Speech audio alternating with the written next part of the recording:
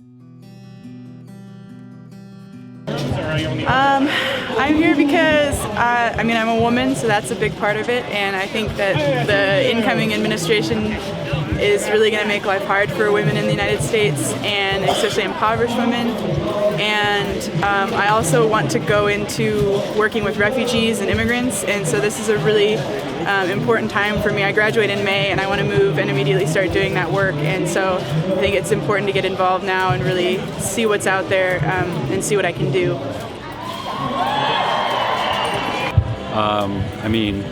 I feel like it's kind of self-evident, but obviously women's rights are a part of human rights, and I'm here in support of just human rights more generally, but obviously specifically women's rights. Well, I'm actually at the march here with my friends to represent not only women, but every minority group that has been kind of distanced from this whole election process. We're here to represent the voices that are marginalized and are often overlooked in every decision that's made impacting us. Well, obviously as a woman, women's rights are very important to me, but I also want to leave a better world for my son. And I think the way the world is going right now with Donald Trump in office, that is in danger. Just help each other and form small and tight-knit communities, because unfortunately at a higher level now we may not have a lot of support, and so we need to be able to kind of go on without that support, and we need to be able to get together and support each other and create our own networks and our own systems. Well, I think it's important that beyond marching, we're also obviously engaged in direct action in ways that actually stop the kind of normal functioning of the economy, so that there's a more direct impact. I think obviously also in working politically and getting into office and thinking about those things.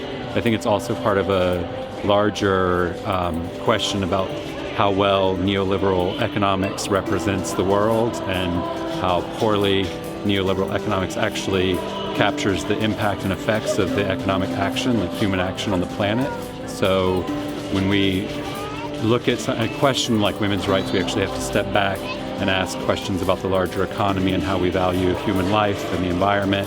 And so I think all forms of social justice are tied together in a intersectional way.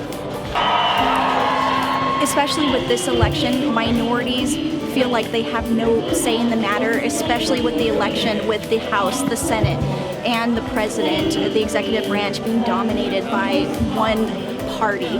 I think now a lot of minority individuals feel that they no longer are represented by different voices in Congress, that there's such a small minority representing the minority of individuals, and now it's interesting because the minority is actually the majority, and we feel silenced.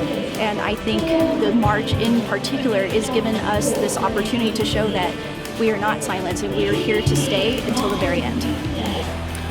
The things that he has said publicly about grabbing women inappropriately, wanting to build a wall around this country, that's not what this country was founded on, and wanting to have a registry for Muslims. I think that is wrong on all levels. I'm actually here visiting a friend, and I'm from Philadelphia, where the march was much bigger, but I think it's really amazing to see this many people out. I didn't expect this many people in a small town, so it's really exciting to be part of this march here. Completely. I mean, this is Moscow, Idaho, a very small community in itself. The fact that I would estimate over 1,000 people are here, it says something in itself in a primarily very Republican state. And this is, just one of many marches going on across the country, and completely a success. It exceeded my expectations. I think this is very successful, and it's really good to see all these people out here.